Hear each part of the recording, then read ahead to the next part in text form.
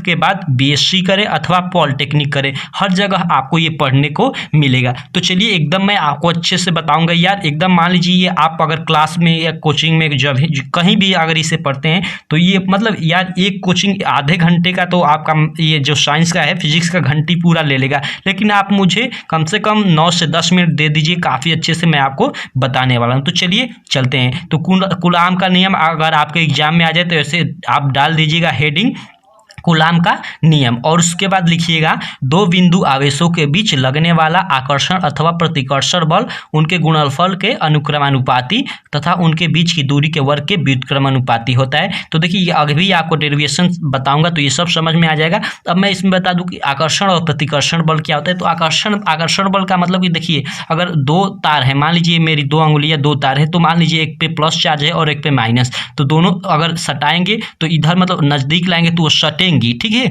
अगर दोनों पे प्लस प्लस चार्ज हो तो एक दूसरे से अगर मतलब सटाए भी तो वो दूर भागने की कोशिश करेगी, तो वही अगर एक दूसरे को खींचे मतलब सटने की कोशिश करे तो वो आकर्षण बल होता है, और अगर एक दूसरे से दूर भागने की कोशिश करे तो वो प्रतिकर्षण बल होता है, ठीक है। तो वही है कि दो बिंदु आवेशों के बीच लगने वाला आकर्षण अथवा प्रतिकर्षण बल उनके गुणनफल के अनुक्रमानुपाती तथा उनके बीच की दूरी के वर्ग के व्युत्क्रमानुपाती हो। तो वर्ग के मतलब उनके बीच की दूरी के वर्ग के व्युत्क्रमानुपाती हो। इसका मतलब कहने का मतलब कि जितना ही हम इसका दूरी बढ़ाएंगे मतलब वो कम होता जाएगा, उनके बीच का जो बल है, जो आकर्षण अथवा प्रतिकर्षण बल है, अगर दूरी बढ़ाते जाएं तो वो कम होता जाएगा। जैसे दो चुंबक अगर पास लाते हैं तो उनका आकर्षण अधिक रहेगा, अगर वही दूर रखे तो उनका आकर्षण मतलब खींचने की शक्ति कम रहेगा। तो वही यहाँ बोल रहा है कि व्युत्क्रमानुपाती होती है। तो चलिए उसका अब हम सत्यापन देखते हैं। तो ऐसे आप सत्यापन कैसे करेंगे, तो ऐसे एक लाइन छोड़ देंगे या यहाँ आप लिख भी सकते हैं कि सत्यापन इस तरह, और उसके बाद लिखेंगे क्या कि यदि दो बिंदु का, ठीक है, यदि दो बिंदु का,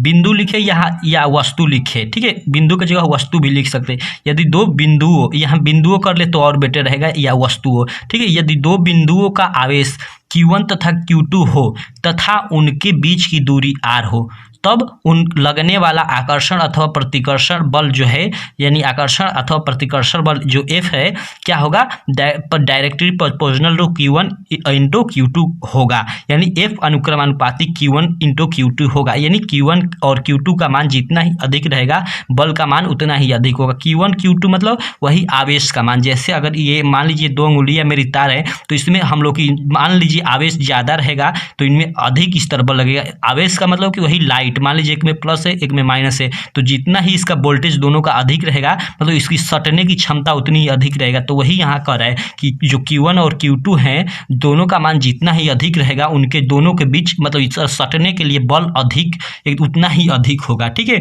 तो वही यहाँ पे आप इसका इस तरह फिगर बना लेंगे। ये एक वस्तु है और एक ये दूसरी वस्तु है, और इनका आवेश Q1 है और इसका आवेश Q2 है, और इनके जो बीच की दूरी है R है, ठीक है। उसके बाद लिखेंगे ये F proportional to Q1 into Q2 लिखकर और समीकरण नंबर इसे 1 कर लेंगे, ठीक है। या लिखेंगे, ये चित्र बनाकर लिखेंगे, या F directly proportional to 1/r², यानी F व्युत्क्रमानुपाती का ये हो गया 1/r², यानी जो है ये अब इसके बीच की दूरी के व्युत्क्रमानुपाती होगा, यानी जितनी ही बीच की दूरी होगी उतना ही आकर्षण बल कम होगा। तो इसको समीकरण 2 बना लेंगे, और उसके बाद लिखेंगे कि समीकरण 1 तथा समीकरण 2 को हल करने पर, तो समीकरण 1 और समीकरण को 2 हल करने पर F इक्वल टू क्या हो जाएगा, K into Q1 into Q2/r² हो जाएगा। और लिख देंगे जहाँ K एक स्थिरांक है जिसका मान 9 × 10⁻⁹ न्यूटन मीटर स्क्वायर पर कूलाम स्क्वायर होता है, इस तरह लिख देंगे।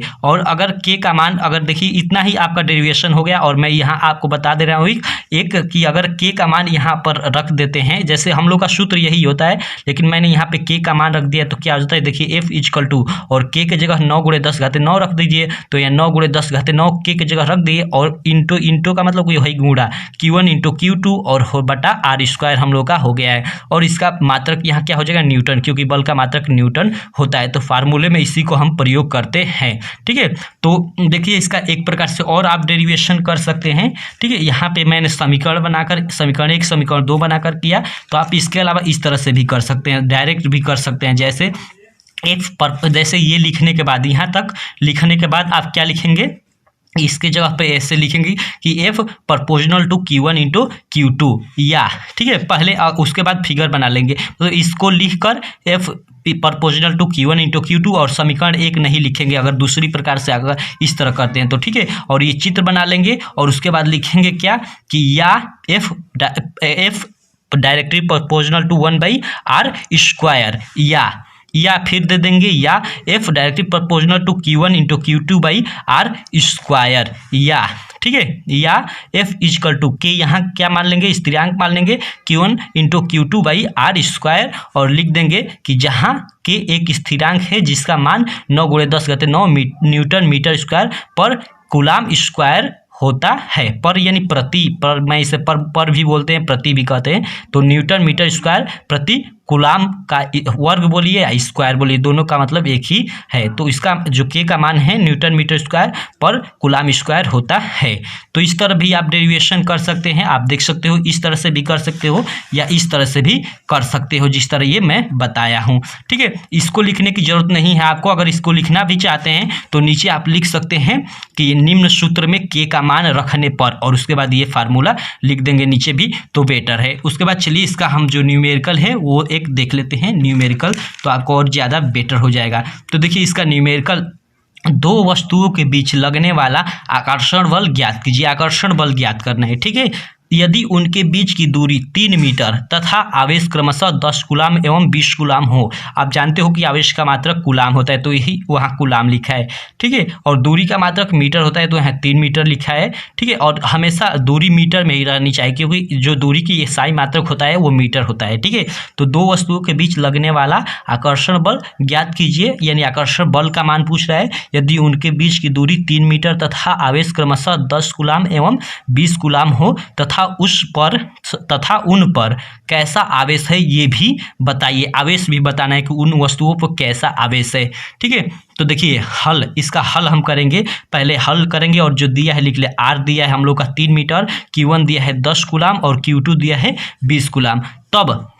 तब हम लोग देखिए एफ इजकल टू क्या लिख सकते हैं 9 × 10⁻9। मैंने सीधे फार्मूला नहीं लिखा है, जैसा हम लोग का फार्मूला होता है ना, यहाँ पे हम लिख सकते हैं फार्मूला एफ इजकल टू क्या होता है के into Q1 into Q2/r square. ये फार्मूला, ये लिखने के बाद 20 कूलाम ये फार्मूला भी लिख लीजिएगा। उसके बाद एफ इजकल टू के into Q1 into Q2/r square, उसके बाद इसको लिखिएगा तो और बेटर रहेगा। तब एफ इजकल टू और जो भी मान है रख लीजिए। के का मान हम लोग जानते हैं कि 9 × 10⁻9 होता है और गुणे Q1 का मान जो है 10 है और Q2 का मान 20 है, ठीक है। और बटा r स्क्वायर, तो r स्क्वायर का मान कितना है 3 है, तो r और इसका स्क्वायर कर लेंगे, ठीक है। उसके बाद देखिए एफ इजकल टू क्या हो जाएगा, ये तो 9 × 10⁻9 जो है उसी तरह हो जाएगा और ये 10, ये दोनों का गुणा होगा तो 200 हो जाएगा और ये तितली का 9 हो जाएगा। तो ये 9 से 9 कट जाएगा, ठीक है। यानी ये 10⁻9 हो गया, ये 200 हो गया। तो देखिए ये 2 शून्य है तो यहाँ क्या बढ़ जाएगा, 2 + 2 हो जाएगा ना, यानी इसका मान हो जाएगा 2 × 10⁻11 और बल का मात्रा आप लोग जानते हैं कि न्यूटन होता है। तो ये यानी दोनों जो व्यक्ति हैं उनके बीच कितना बल लगेगा, कितना का आकर्षण बल लगेगा, 2 × 10⁻11 न्यूटन का आकर्षण बल लगेगा। और देखिए उस पे अंत में बोला है कि इन पे कैसा आवेश होगा, जो ये दो व्यक्ति खड़े हैं इन पे कैसा आवेश होगा।